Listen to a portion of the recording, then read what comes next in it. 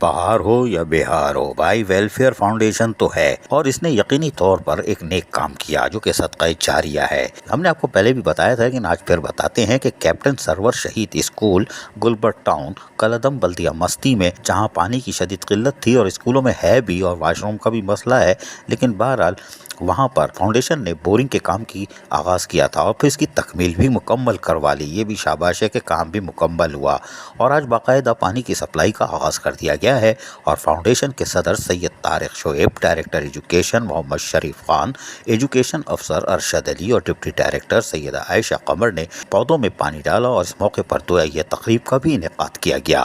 Director education محمد شریف خان نے بہار welfare foundation کا شکریہ ادا کرتے ہوئے کہا کہ پانی کی فراہمی سنت رسول صلی اللہ علیہ وآلہ وسلم ہے اور صدقہ جاریہ ہے۔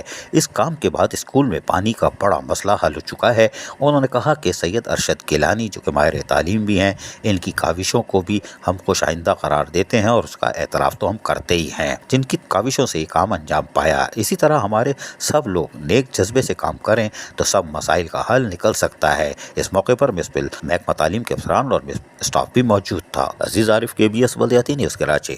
ایسی ہی خوبصورت ویڈیوز فیوچر میں حاصل کرنے کے لیے ریڈ بٹن پر کلک کر کے اور بیل آئیکن کو پریس کر کے ہم سب کے سبسکرائبر بننا مت بھولیے۔